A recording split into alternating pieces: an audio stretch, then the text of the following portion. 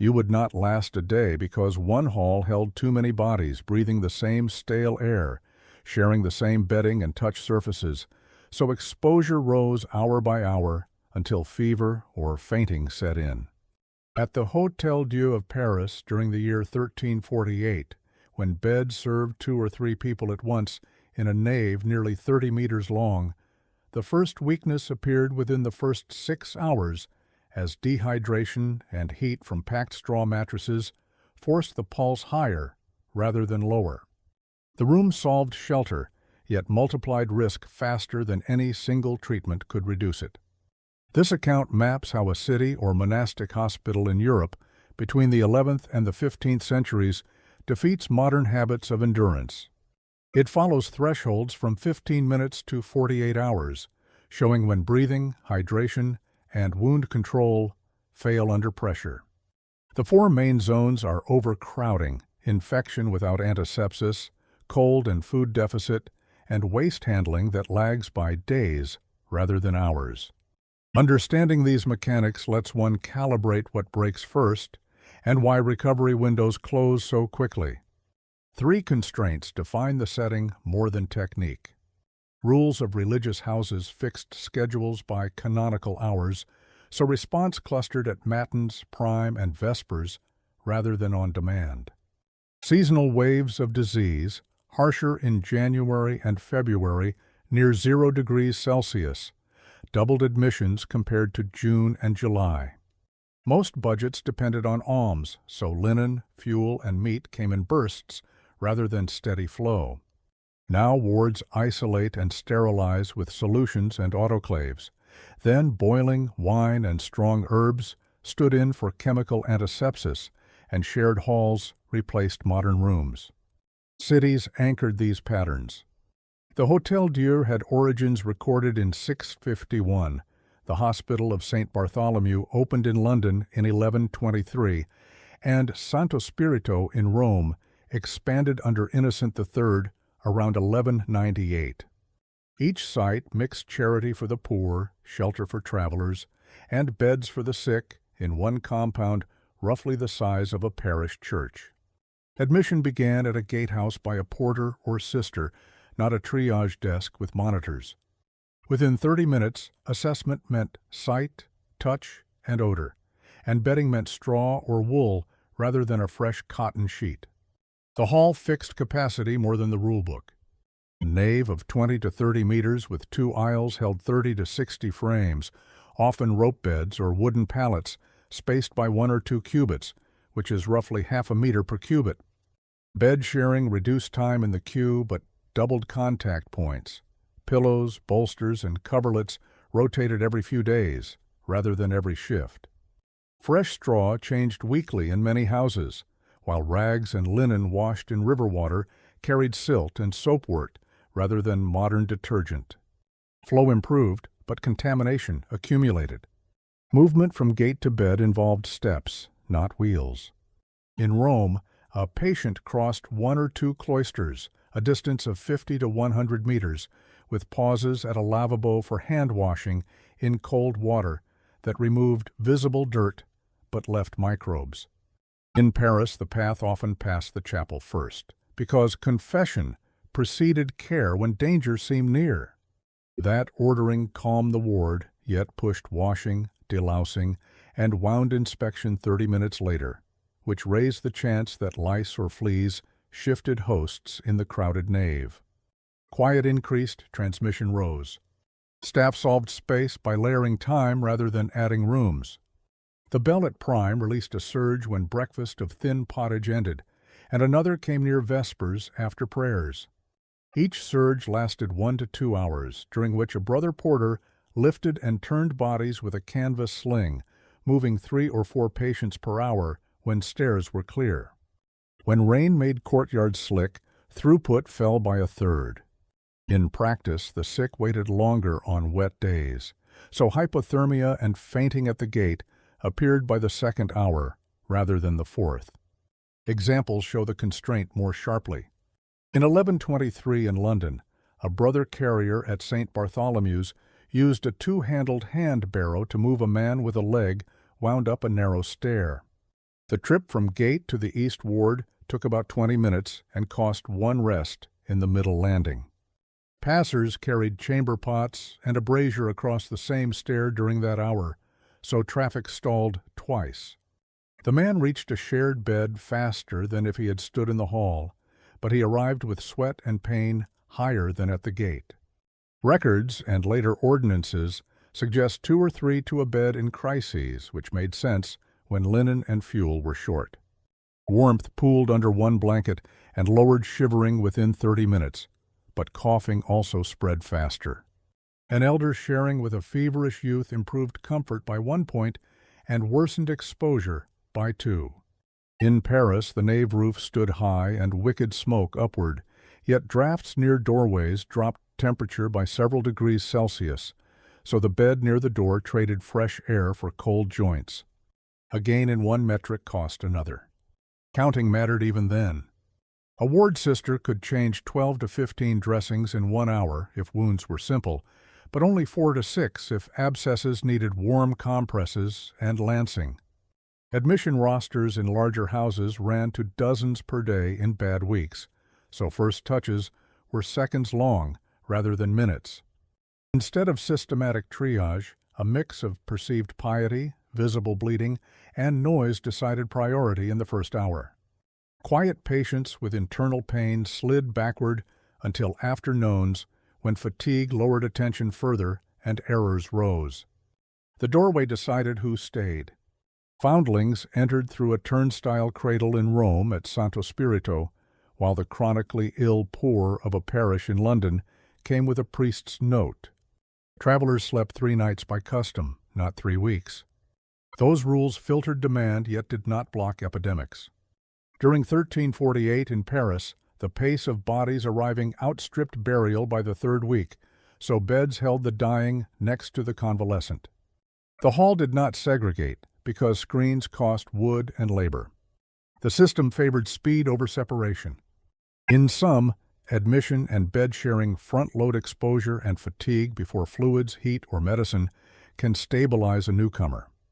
Within 12 hours, the combination of close spacing, slow linen cycles, and traffic on shared stairs pushes temperature, pulse, and distress the wrong way. The next constraint follows from the first. Water and waste control struggle to reset the baseline when the ward's density cancels the benefit of washing and airing. The same corridor that carries a man to bed carries his chamber pot back, so contamination rides the return path. In London by the Thames during November, the threshold is water and waste within the first hour, not medicine on the second day. A bedridden patient needs 2 or 3 jugs before prime, which equals about 6 to 9 liters, while the ward produces 1 full chamber pot per person before noon. If water arrives late by even 30 minutes, thirst rises and urine darkens. A porter can haul only 4 buckets per trip across 50 meters of corridor and yard. That flow fixes washing, cooking, and flushing pace more than any prayer or rule. Paris depends on the Seine for volume and nearby wells for immediate draw, yet both sources carry silt and runoff when rain lifts river height by half a meter. The Hotel-Dieu stood within a short walk of the bridge, so water arrived quickly, but not all was clean. Boiling raises safety after 15 minutes at a low simmer, yet fuel stores limit how many cauldrons run. Wine watered 1 to 3 save time, but cost donors coins. In winter, ice on pails adds delays, since fingers numb within 10 minutes at 2 degrees Celsius. Rome's Tiber offered steady flow, but cloaca channels sometimes reversed when the river swelled after heavy December rains. Monastic houses near the Borgo Quarter set laundries downstream to keep soapwort suds away from cooking areas. A laundry tub holds 40 to 60 liters, which demands repeated trips from a well or fountain. Sisters rationed those trips to 2 per morning and 1 at Vespers, so linens cycled at intervals of 2 or 3 days rather than daily. This saved backs and rope, but it locked pathogens into bedding between changes. Night soil management sets the real odor clock. A chamber pot of 2 or 3 liters fills by sext for the feverish and by Vespers for the week. Removing it requires 2 minutes down a stair and across a yard, yet stairs clog when two carriers meet. Lime sprinkled by the doorway masks smell for an hour, not more. Ash from the kitchen brazier dries liquid but irritates skin when scattered near beds. The corridor doubles as traffic lane and latrine path, so a spill turns one tile slick for half a day. Cesspits under garderobes hold a week or a month, depending on ground and weather. Builders lined them with stone in London, but clay seepage still drew flies and kept damp air near floor level. Raking needs a long-handled scoop and a rope pulley. 2 men can lift 100 liters in an hour if the pit is shallow. In Paris, the pit near the kitchen was emptied after matins on set days to avoid scandal during meals. That schedule kept peace, yet overflow after storms forced emergency work at night with fewer hands. A case from 1361 shows the hinge between routine and failure. At St. Bartholomew's in London during the second plague wave, a raker crew took 1 hour to clear a blocked privy that served a 10-bed annex. They hauled 3 loads by barrow down a 30-meter lane, turning twice to avoid a brazier. During that hour, pots accumulated in the hall and 2 were spilled on the stair. The annex regained use by Compline, but 1 patient slipped on the damp step and suffered a hip bruise. Throughput recovered, injuries rose. Laundry sits between comfort and contagion. 1 pair of sheets weighs 2 or 3 kilograms when dry and quadruples when wet. A sister can scrub 1 set in 15 minutes with ash lye, then rinse twice in cold water. Drying in winter needs 4 or 5 hours indoors near a brazier, which consumes fuel equal to several armfuls of wood. In Rome, hanging lines in a cloister walk shaded the cloth, reducing yellowing but slowing drying by an hour. Faster changes lower fever rash, yet damp sheets cool chests and stiffen joints. Smell control uses herbs rather than filters. Rushes, mint and wormwood strewn on floors trap drops and add sharp notes for 2 or 3 days. Charcoal braziers absorb odors, but smoke stings eyes when roofs trap it on still evenings. The balance is practical. Fewer flies after 20 minutes, more coughing after an hour. In Paris, incense before Vespers improved morale and masked the latrine's backdraft from the river wind. The improvement lasted a short service. Damp air returned by night. Odor management calms minds while exposing lungs. Flood and frost redirect everything. When the Thames rose by half a meter in January, the lower drains reversed and pushed foul water into the yard. A crew threw down straw and sand to soak it, then shoveled to a cart. The fix took 2 hours and locked a porter away from admissions. In Rome, frost sealed courtyard puddles and turned walkways slick, so chamber pots stayed in place longer, and ammonia stink increased by dawn. On such days, even boiled water tasted of smoke and iron, and thirst outran comfort. Taken together, water and waste define the first day's floor and ceiling. If hauling, boiling, emptying, and washing hold their schedule, fevers fall a little by night. If one link slips by an hour, spills and stench undo the gain. On average, the safer drink is small ale rather than river water, so nutrition policy follows sanitation rather than the reverse. The next constraint lies there. Bread, broth, and ale set energy and hydration for work and healing, and their rhythms depend on rules and prices rather than appetite alone. In Lent, during March at Paris, the kitchen shifted from meat to fish and pulses for nearly 40 consecutive days, and weekly fasts on Friday returned after Easter. The rule meant broth and bread rather than beef or pork for most beds through spring. A patient admitted with fever received thin pottage and a heel of bread within 2 hours of prime, not a rich stew. The pattern mattered because fat and iron fell, while volume of liquid rose. In a shared hall at the Hotel-Dieu, the first hunger dip appeared by sext when the morning bowl, about half a liter, had already burned off as heat. Energy sagged before linen changed, so rest felt colder and longer. London, after the assize of bread and ale in 1266, regulated the price and weight of loaves by the wheat market, not by appetite or ward demand.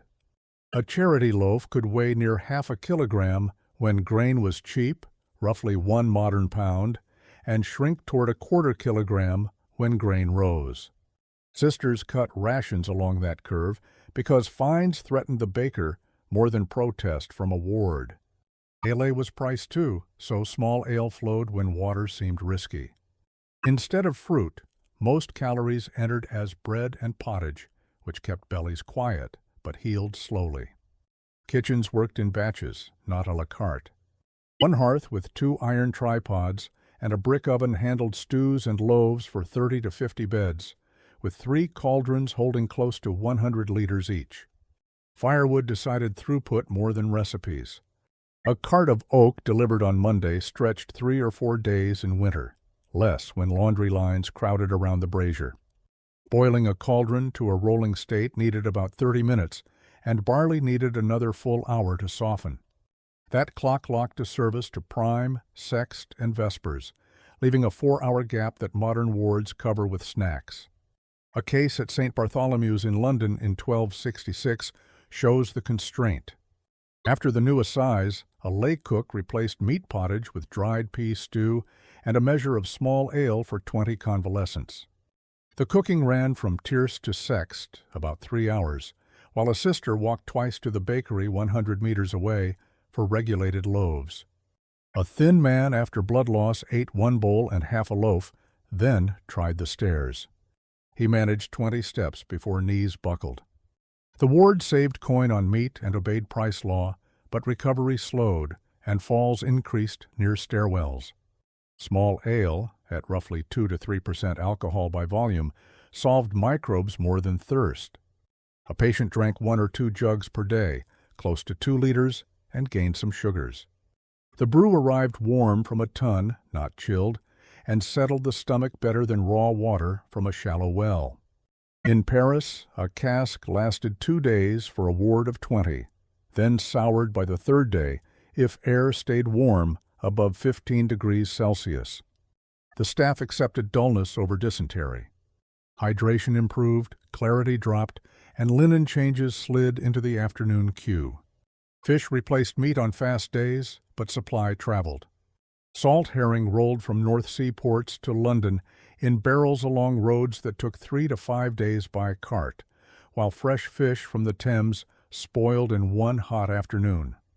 Rome favored river fish and cured mullet from the coast, hauled 20 or 30 kilometers by mule within a day. Salt cost real coin. 1 barrel of herring weighed dozens of kilograms and took 4 men to lift. The protein reached the ward, yet brine made patients thirstier by Compline, pulling water back from the kitchen queue. Fasting rules allowed dispensations for the sick, but the larder often failed before the statute did. A dispensed patient might receive an egg or a slice of cheese on Wednesday, yet eggs stayed scarce in January and February, when hens laid less and prices rose. Calories for a bed rarely topped 2,000 kilocalories on fast days, while a fever burned more than that by sundown. Carbohydrates filled bowls, animal fat lagged. Now clinicians add supplements, then sisters added a second ladle only if another bed slept, and often no bed did. Grain failure multiplied the effect. During the Great Hunger Years around 1316, bread rations at Paris shrank to half loaves over several weeks, and broth lost meat bones for days at a time. Fuel deliveries lagged when river levels ran high, so kitchens closed earlier after vespers to save wood. The ward tolerated emptier bowls by offering more hot water and thin ale. This lowered agitation for an hour and increased night cramps later. In such seasons, a newcomer arrived already depleted and burned his small reserve by the second night. Ration timing steered wound heat and chills. A warm barley broth at sext raised skin warmth within 15 minutes and eased shivering by a little, but the effect faded by the 3rd hour as sweat evaporated in a draughty nave. Without a second small bowl at none, hands cooled again and pulse climbed by Compline.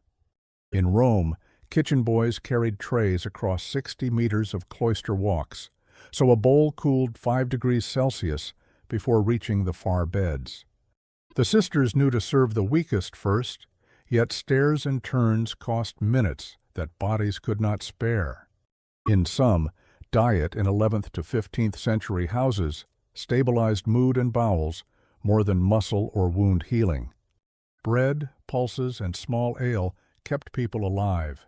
Meat, eggs, and fresh greens arrived too rarely to speed recovery beyond a slow crawl. The first failure is depth, not taste. Calories and fat can be enough for one day, not for repair. Hunger pairs with cold in shared halls where fuel and blankets stretch only so far. The next pressure sits there. Heat, housing, and seasonal drafts take what the bowl gives, and they do it by the next dawn. In January in London, the ward starts near 2 to 4 degrees Celsius before dawn, and breath shows in the air within 15 minutes of matins.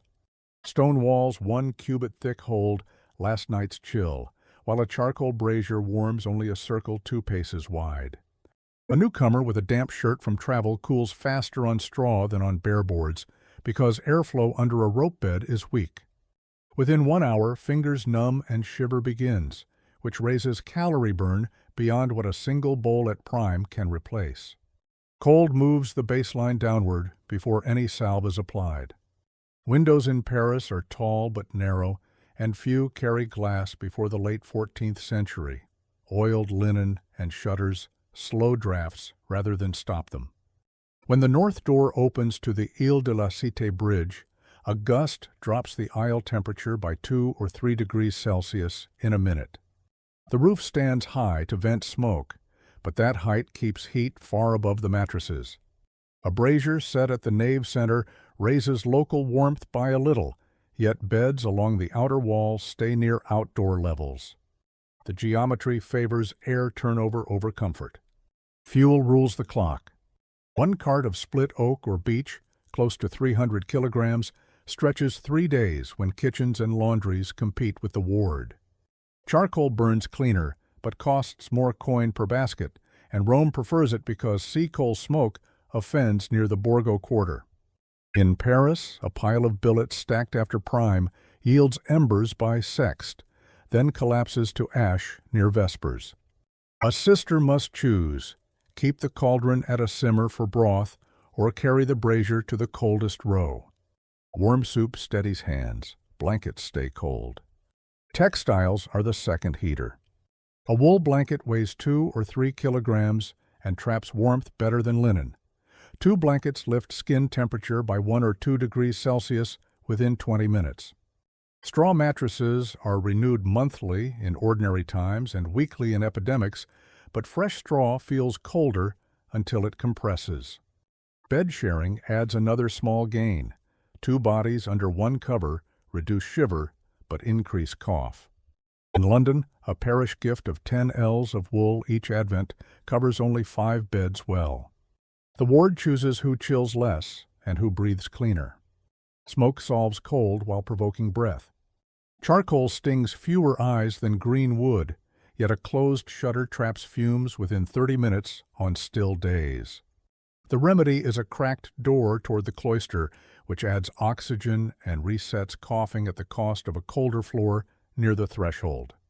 In Rome, a clay brazier's ring sits on tiles to shield straw, but sparks still travel a cubit when fuel is dry. Sisters keep 2 buckets of water within 3 steps. Fire risk falls, humidity rises, linens take longer to dry. One case at Santo Spirito in Rome from February 1409 shows the trade. A lay brother moved a brazier 3 paces toward a corner bed where an elder shook from cold.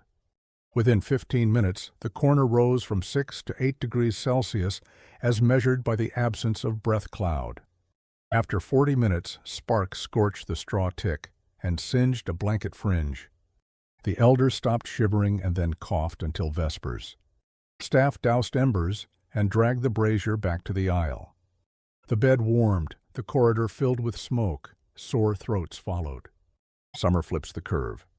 In Paris in July, sun heats roof lead and beams until mid-afternoon, and nave air climbs above 25 degrees Celsius by none. Sweat wet shirt collars and softened skin in 2 hours against rough linen. Flies from the river find open bowls in the kitchen yard, so sisters cover trays with cloth on the 60-meter walk to far beds. Heat rash appears along the neck in a day, and thirst rises a jug beyond normal. Cooling with sponges helps for 30 minutes, then water warms and fatigue returns. Clothing supplies are narrow. A hospital issues a shift, sometimes called a chemise, and a hood of wool in winter, not a layered kit. In London, sea coal smoke settles on cloth and adds a sour scent by the second day. Patients without shoes lose heat through stone floors that stay under 10 degrees Celsius in January. Staff place boards under beds to block damp, and that reduces chills by a touch while trapping debris that attracts vermin. The fix trades one discomfort for another and keeps hands busy with sweeping. Architecture offers few hidden tools. Continental houses sometimes install a tile stove in a side room by the 15th century, but large halls in Paris and London rely on open hearths and portative braziers rather than hypocausts. Doors open to processions at lauds and vespers, which swings temperature 5 degrees within minutes in winter. Curtains hung between pillars, moderate drafts, but slow light and air when illness spreads. The best seat is mid-hall, 4 or 5 paces from the brazier and nowhere near a door. Not every bed can be there. Cold and heat both stretch bodies to their limits before wounds are even inspected. A night near freezing stirs, coughs, and contracts vessels, which delays granulation and slows pus drainage by hours. A day above 25 degrees Celsius dehydrates and softens skin, which speeds chafing and opens paths for flies. The ward must choose between warming and airing, between smoke and chill. That choice sets the field for the next struggle. Once the body is stressed by climate, wounds and infections seize the opening, and their clocks run faster than the fuel cart. Autumn 1349 in Paris set the baseline for wounds under stress, because plague still pressed the wards while ordinary cuts and fractures kept arriving from markets and quays.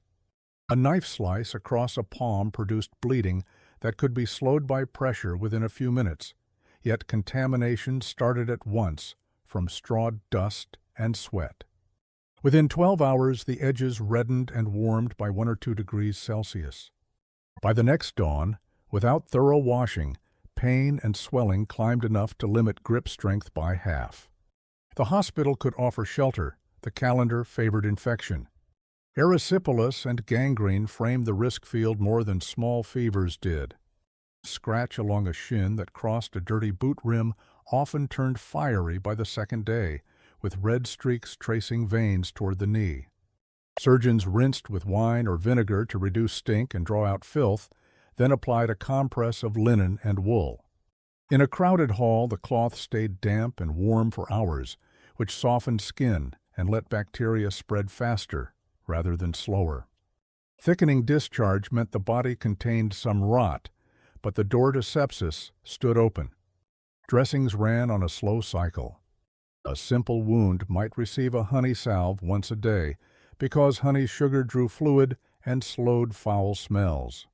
When supply ran low, sisters swapped to ash lye rinses and egg white, which formed a thin film that cracked by evening. Linen squares of 1 hand by 1 hand soaked through in an hour on a bleeding stump. Change them too early and blood loss rose. Change them too late and pus pooled. In practice, a sister handling 15 beds reset 4 or 5 dressings between prime and sext and left the rest for vespers. Abscesses demanded a blade and nerve. A small lancet, thumb length and iron, opened a pocket after a brief wash with warmed wine. The surgeon slipped in a probe of goose quill to keep the path from sealing and then packed with tow. The work took 10 to 15 minutes if the patient held still and longer if he shook. Heat from a brazier softened cloth and eased pain by a little, yet smoke irritated lungs and set coughing fits. The drain reduced pressure within half an hour, but invited new germs across fingers and tools. Sepsis advanced when time slipped. A man with a compound leg fracture who arrived 6 hours late after a cart mishap shivered by nightfall despite 2 blankets. His pulse climbed and his breath sweetened with that sour note staff learned to notice. Without debridement, poisoned blood overwhelmed him within 1 or 2 days. Mortality after deep limb wounds without clean irrigation ran high, often near a third in busy weeks, and climbed above that during winters when water chilled hands and slowed washing. The body's clock moved faster than the duty roster. A London case from 1321 shows the chain. Doc Porter cut his forearm on a rusted hook and reached St. Bartholomew's after 1 hour. A barber surgeon bled him briefly to calm a throbbing vein, rinsed with a pint of warmed wine, and cauterized 2 small vessels with a hot iron taken from coals. The procedure took about 40 minutes from bench to bandage. Pain spiked, then dulled. The man slept under 1 blanket, and by morning a ring of redness widened 2 fingers. He kept his arm, but strength lagged for weeks, and gripwork paused. Tetanus sat outside the day scale, yet haunted every soil-touched wound. A puncture from a nail on a cart bed seeded muscle with spores that stiffened jaws 5 to 10 days later. Hospitals knew the pattern from farmers brought in rigid and gasping. Cautery at the edges on day 1 might reduce the chance a little by killing nearby tissue, but it could not reach deep. In Rome, surgeons near Santo Spirito taught apprentices to excise gray tissue until fresh blood showed. The cut lengthened by a hand, pain worsened, survival improved only slightly. Doctrine directed pus more than lab tests did. Masters distinguished thin, acrid discharge from thick, laudable matter that seemed to march healing forward. They kept wounds open with strips of linen to encourage flow and avoided tight closure for fear of trapping rot. In 13th century Paris, both schools and guild shops insisted that complex wounds belonged to trained hands, while physicians set diet and regimen. On crowded days the division blurred, and a sister lanced a small boil rather than weight. Throughput rose, variations in skill widened outcomes. Plague rewired the calculus. During 1348 and 1349, buboes along groin and armpit swelled across a day or 2, and lancing promised relief more than cure. A quick cut released dark, foul fluid and eased pressure within minutes, yet fever and delirium still climbed. Staff rubbed vinegar into hands and tools, not because it killed all danger, but because it reduced odor and seemed to help. Carriers and nurses fell sick within a week as fleas and droplets moved faster than rules. Wound care and contagion control collided on the same bench. By mid-century, surgeons sought firmer guidance. Around 1365, Guy de Chauliac's Chirurgia, written at Avignon, listed knives, saws, trepans, and syringes, and ranked procedures by order and risk. His advice to cleanse, to excise dead flesh, to drain, and to suture cautiously matched what busy houses already learned by pain and loss. Tools mattered as much as hands. The next module rests there. Bleeding, cautery, trepanation, and enemas used iron, heat, quills, and linen, and each tool imposed its own time budget and hazard before any medicine reached the bed. In Avignon around 1365, the surgery bench stood beside a brazier and a chest that held knives, fleams for bloodletting, trepans, saws, probes, and syringes for enemas. Guy de Chauliac's manual listed these tools in order and tied each to a sequence: wash with warm wine, cut, drain, cauterize, suture, and dress. Preparing the bench took 10 minutes of heating irons and laying out linen strips 2 fingers wide. Wine served as cleanser and stimulant at once.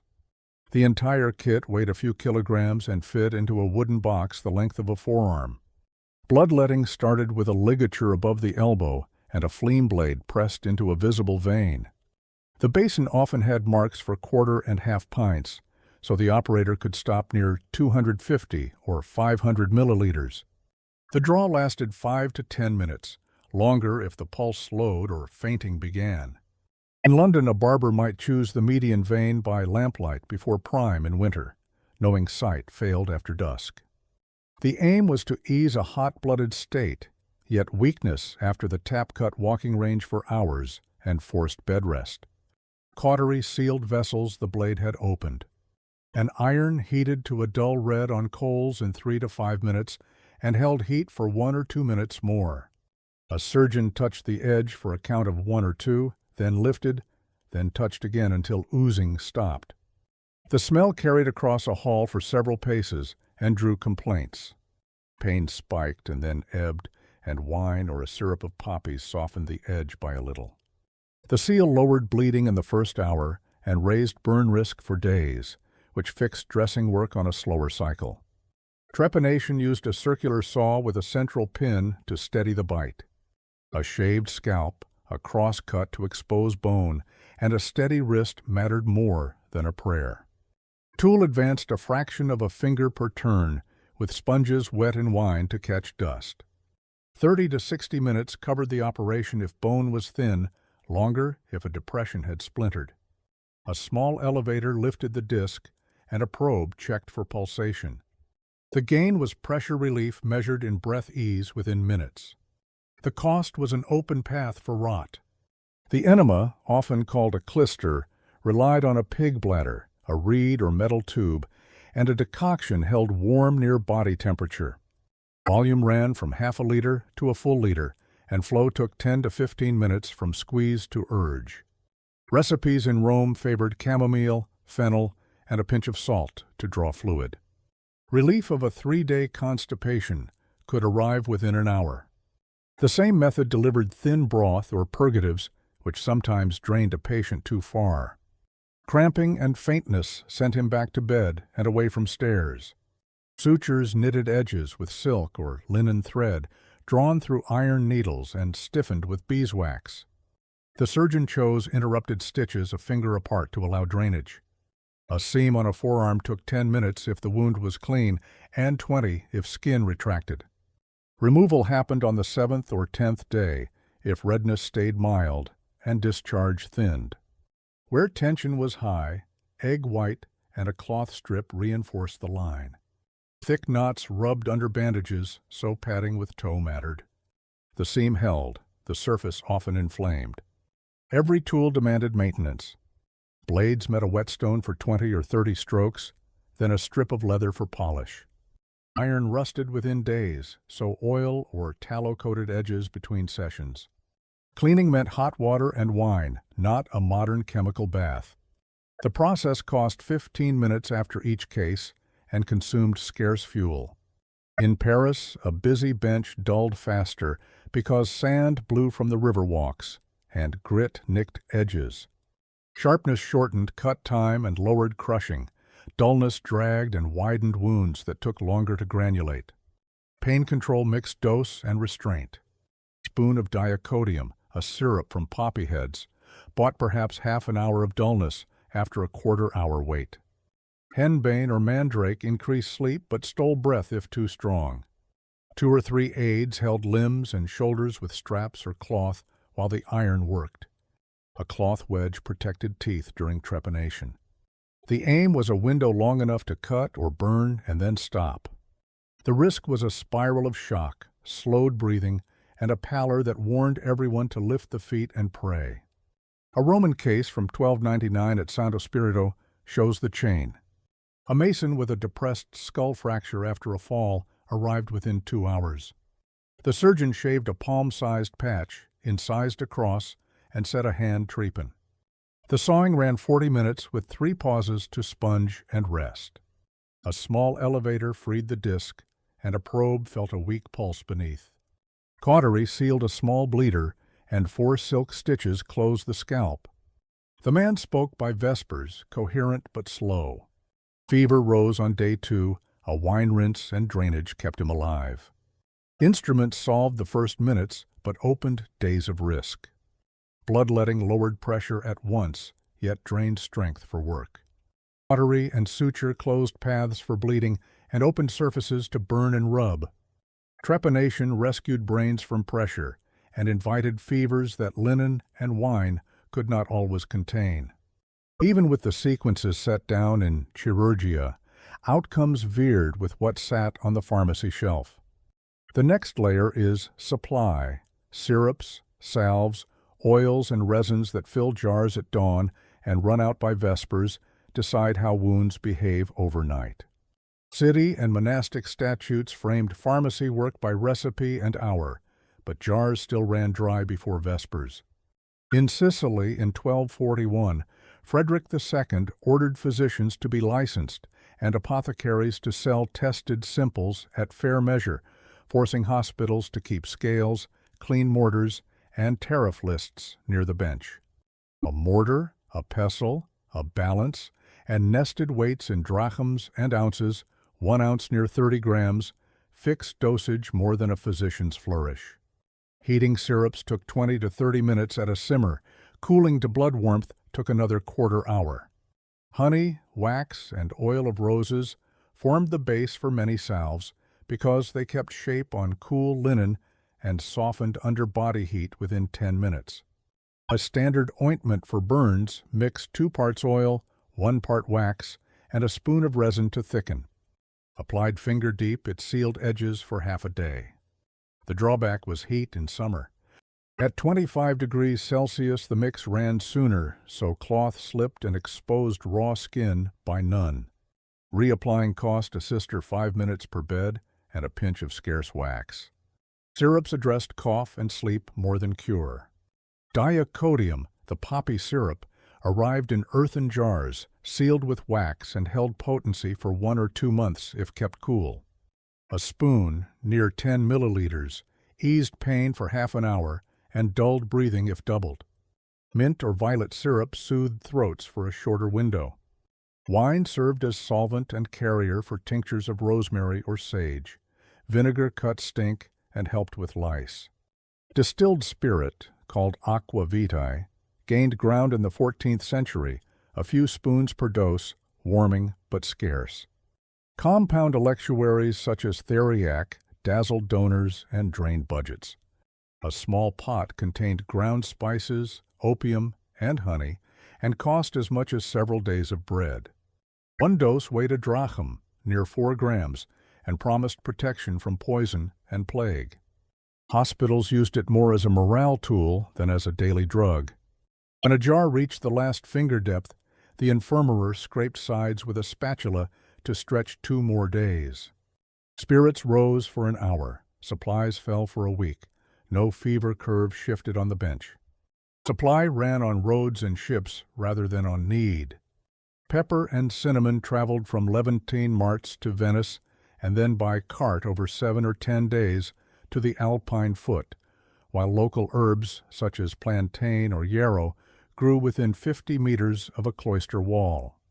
A Roman infirmary could depend on olive oil and beeswax from nearby estates, but a Paris ward relied on imported resin and spice. Winter closed passes and pushed deliveries into spring. The jar of frankincense that set spirits steady on feast days might arrive months late. A case from Rome in 1295 shows the hinge between recipe and stock. The Santo Spirito apothecary compounded a syrup of violets for 20 coughs using 2 handfuls of petals, a pint of water, and a pound of sugar, then reduced it over a slow fire for an hour. Doses went out at prime and sext, a spoon each. Relief lasted through 1 psalm for the weakest and 2 for the stronger. On the 3rd day, sugar ran out. The substitute was honey, which darkened the syrup and thickened it. Coughs eased less and bowls stuck more. Prices governed hands as much as rules did. A pound of white sugar in Paris could match the price of a cheap wool blanket in lean years, so sisters shifted to barley water and honey when alms dipped. Rose oil demanded thousands of petals for a small flask, so the pharmacy stretched it with plain olive oil at a ratio of 1 to 3. A measure of camphor cooled fevered temples for 20 minutes, yet shipment spoiled if the chest got damp. The bench improvised and logged each swap in a small book by weight. Shelf life forced rationing. Salves with animal fat turned rancid within a fortnight in July, unless sealed and kept in a cellar. Pills of aloes and myrrh absorbed damp and crumbled after 3 weeks. The pharmacy assigned a boy to rotate jars each morning by date, chalked on waxed lids. In winter, syrups crystallized and needed a warm bath for 10 minutes before pouring. Each rework cost fuel and attention that bled from the ward. A delayed dose rippled outward because dressing changes tethered to medicine clocks. Quality control relied on taste, odor, and color rather than assays.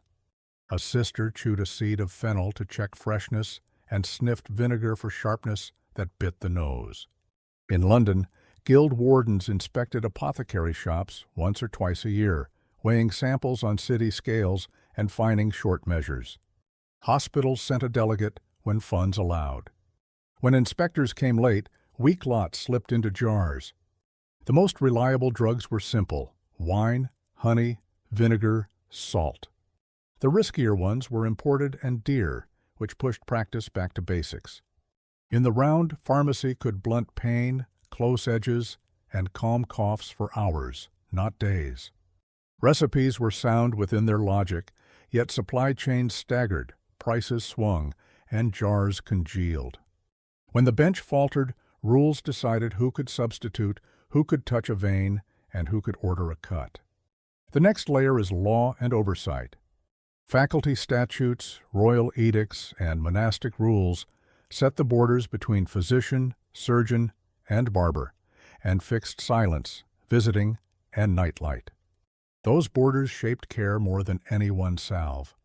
In Paris during the 13th century, faculty statutes drew a hard line between physicians who prescribed and surgeons and barber surgeons who cut, cauterized, and shaved.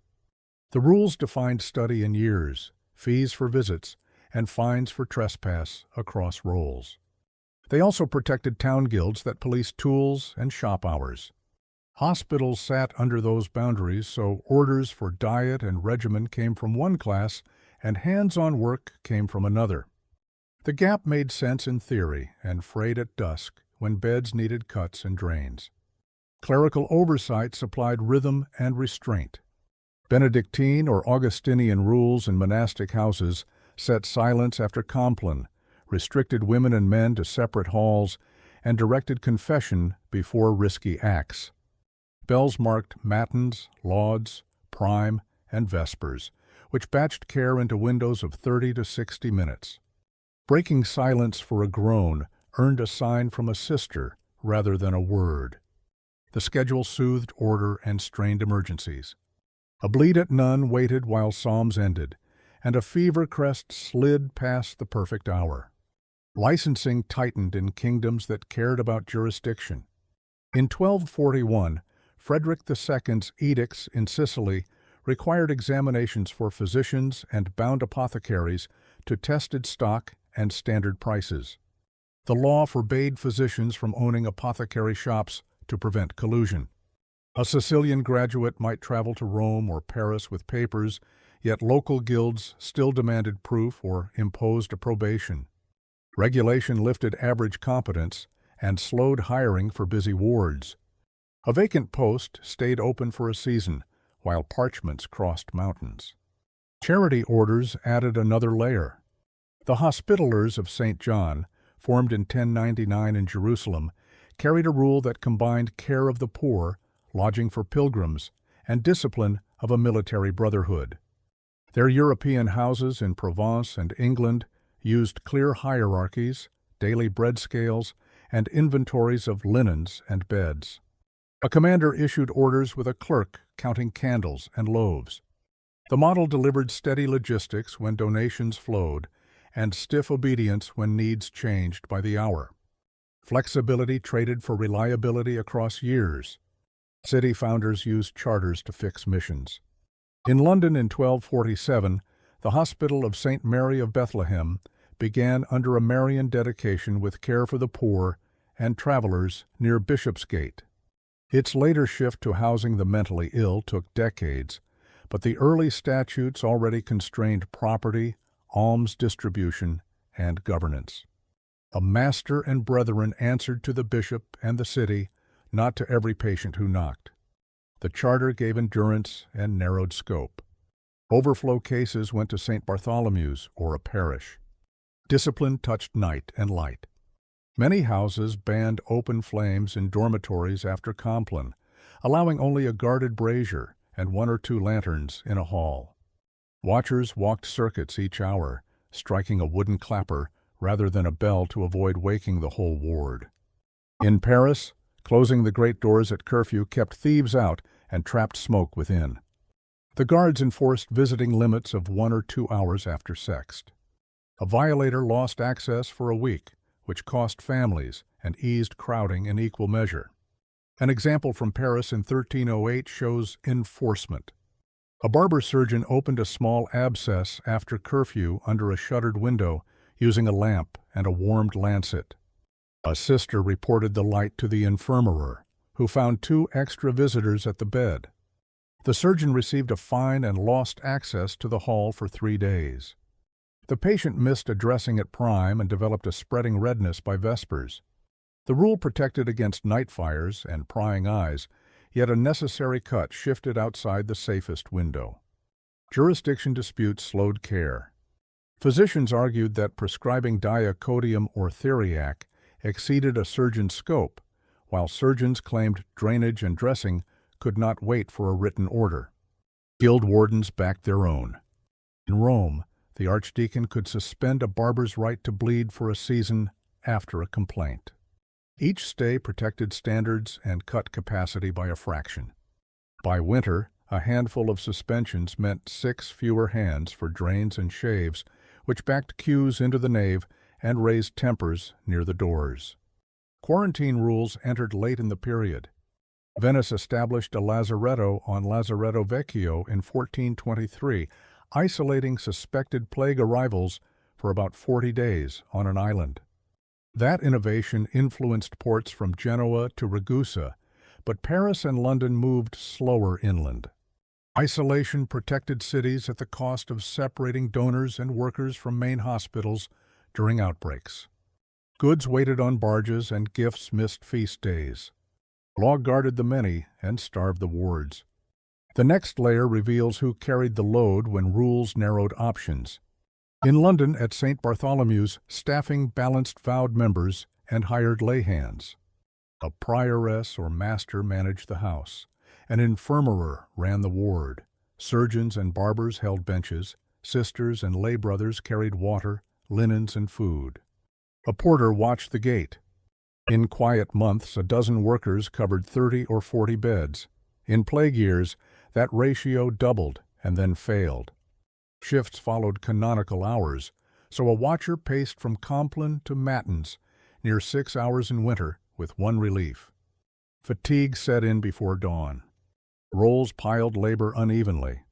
A sister changed dressings on a loop of 20 beds, carrying a basin of warm water, a folded stack of linens, and a jar of salve weighing several kilograms together.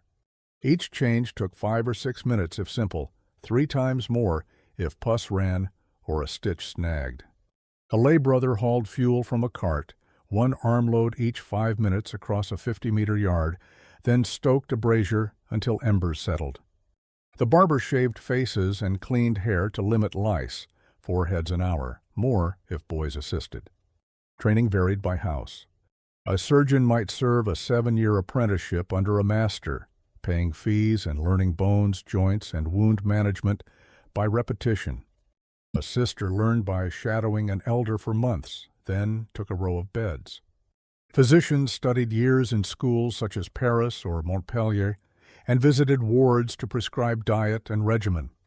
Cross-coverage filled gaps. In Rome, when the surgeon fell sick, a senior sister lanced small boils for 2 weeks, keeping notes by bed and time. Outcomes varied within a narrow band. A case from 1123 shows tempo and strain. At St. Bartholomew's in its first year, A brother carrier used a canvas sling and pole to move a feverish man from gate to a bed on the second floor. The climb up a narrow stair took 20 minutes, with one pause. During that half hour, another patient arrived and waited in the hall. The carrier returned sweating and sat a short time to drink small ale. His shift ran from prime to vespers, near 8 hours, and he repeated the climb 6 times. Throughput held, knees ached for days. Burnout appeared as silence more than argument. After weeks of high death counts, speech thinned around vespers, and hands slowed. A watcher might miss a lantern that guttered near straw and catch it only by smell after 10 minutes. A sister could skip a midday rinse for a mild wound and meet pus by Compline. In winter, chilblains split fingers and made bandage knots clumsy. Small errors accumulated. The house extended rest by an hour for one shift and closed admission for a morning. Relief came, queues grew. Disease among staff cut capacity. Carriers and washers inhaled smoke and coughed through winter, and lice moved from bed to apron in a day. During plague years, losses mounted across weeks. In 1361 in London, the second wave pulled 2 surgeons from St. Bartholomew's bench within a month, and left one to handle drains and fractures. Apprentices rose faster than planned. Skill gaps widened from the edge inward. A cut that required a steady master's hand fell to a boy with 6 months of practice. Compensation mixed vows and wages. Vowed members lived on the house's bread and ale and wore cloth from the same store as patients. Lay workers earned coins per day, sometimes with a winter fuel allowance. Gifts at feast days improved morale. A wedge of cheese, a slice of meat, an extra candle at Compline. When alms fell short, hired hands drifted to city work such as carting or masonry, and wards lost muscle. Stability returned with spring fairs and donor processions. Care rose and fell with the market more than with intent. The bridge to transport and money is direct. Tired carriers and half-stocked pharmacies reflect distances and coin, not only will. A city hospital sits between river, market, and gate, counting steps, wheels, and barges, and every lane can choke. The next module walks the roads and tallies purses. Carts, boats, and shoulders bring bodies, wood, linen, and oil. Quarantines and tolls slow them.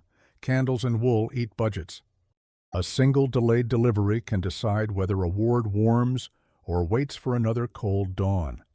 In Venice in 1423, the new lazaretto on Lazaretto Vecchio stood a short boat ride from the city, and barges carried people and goods under watch for 40 days. That station protected the lagoon while inserting a fixed delay into trade. Hospitals within the city felt the shift within a week, as oils, wax, and spices lingered offshore. In Paris and London, similar checks at gates and bridges appeared in hot months, adding 10 or 20 minutes to each cart's approach. The road to care grew longer without moving one stone. Patient transport stayed simple. Stretchers of canvas and poles, hand barrows or 2-wheeled carts moved bodies across lanes and stairs. A team of 2 covered 500 meters in 10 minutes on even ground and double that in rain. Narrow stairs cut speed to a crawl. In Rome, a mule could carry an elder from the Borgo to Santo Spirito in 20 minutes if the path stayed clear of markets. Each trip required 1 or 2 workers who then missed kitchen or laundry windows. Moving a person meant dropping a task somewhere else. Supplies traveled farther. Wool for blankets came by cart from nearby towns over 1 or 2 days and weighed tens of kilograms per bale. Linen for bandages arrived in bolts measured in ells, 1 ell near 3/4 of a meter, and cost enough to feed a dozen mouths for a day. Beeswax for candles and salves came in blocks wrapped in cloth, soft in July and brittle in January. Olive oil in Rome rolled in amphorae or barrels. In Paris, nut oil filled jars from local presses. The heavier the load, the more men hours vanished from beds. Money patterns mapped directly to light and warmth. Candles burned a finger's width per hour. A hall needed several fingers' worth every evening. A winter month could swallow a stone of wax near 6 kilograms and empty the chest if donors paused. Linen rags soaked and tossed by the dozen per day demanded steady replacements. A bolt cut into squares served a ward for a week or two. Choosing to expand bandage changes by one per day raised comfort and consumption together and forced a call to a wealthy parishioner. A case from Paris in 1350 shows a delivery jam. A cart of firewood due at prime stuck in mud near the Petit Pont after a night of rain, and the carter detoured along a longer quay. The delay cost 2 hours. The kitchen held a simmer with scrap wood, and the ward brazier emptied by sext. Patients near the nave center felt chill by none, and coughs rose. The wood arrived before vespers, but the embers needed time to build. The house saved fuel by skipping a laundry fire. Warmth returned. Linen stayed sour for a day. Quarantine and tolls taxed budgets. A city gate might charge a small coin per cart, and a river toll might take a slice of a barrel's contents for inspection. A hospital could ask for exemptions and receive them after a week or a month. In the meantime, carriers paid or turned back. Venice's island station stabilized the city's health. It also drew donations toward state quarantine and away from parish wards. The net effect was safety at scale and thinner stores inside halls during peaks. Distance inside buildings mattered too. A bed 10 paces from the kitchen hatch received hot broth at 5 or 10 degrees warmer than a bed 60 meters away across a cloister where wind cooled bowls in minutes. A linen store upstairs forced carriers to climb and descend with loads weighing 5 kilograms or more per trip. Moving bandages down in baskets saved steps and raised dust. Architects balanced storage near use against theft and sparks. Choices fixed foot traffic and shaped how many hands stayed near beds.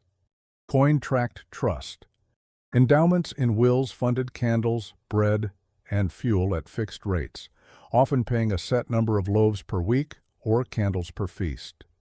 When grain prices rose, the loaves shrank to keep faith with the letter of the gift. Parish collections swung with weather and harvest. Summer fairs brought more alms, winter storms brought fewer. A prudent master kept a winter chest with wax and linen for 1 month. When that chest sat empty, a cold snap or a flood pushed the hall from discomfort to crisis in a day. Transport and money form the last gate before the bed. If carts move, boats dock, and purses open, the ward can boil, warm, and dress on time. If a road floods or a gift lapses, every earlier fix weakens within hours. The chain begins with crowding and ends with candles, with bodies and coins linking each step. What remains is the sum. Environment, rule, and supply break endurance first at the edges and then at the core. Lessons settle when the clocks of thirst, heat, wounds, and work run together rather than apart. A medieval European hospital solved shelter and charity at scale and lost ground when density, climate, and logistics aligned against individuals. Overcrowding raised exposure within hours. Water and waste control stumbled when one carrier fell behind. Fasting and price law kept stomachs filled with bread, but starved wounds of fat and iron. Cold stole heat faster than braziers could replace it. Wounds moved toward sepsis when washing faltered. Procedures opened windows measured in minutes and debts measured in days. Pharmacy calmed pain while jars thickened and emptied. Law preserved order and narrowed choices at night. Staff worked by bells until hands shook. Roads, tolls, and quarantines fixed delay into the system. 3 conclusions follow that a modern listener can test. First, failure starts with density and time. 2 to a bed, a spill on a stair, and a half-hour delay cascade into fever and fall by dusk. Second, endurance shrinks as hours accumulate. The second night brings colder sheets, duller minds, and slower dressings than the first. Third, much lies outside a patient's control. statutes, tolls, prices, and whether make or break care as surely as any knife or salve. The phrase "you would not last a day" reads as a clock joining many small hands, and each hand moves faster in those long halls.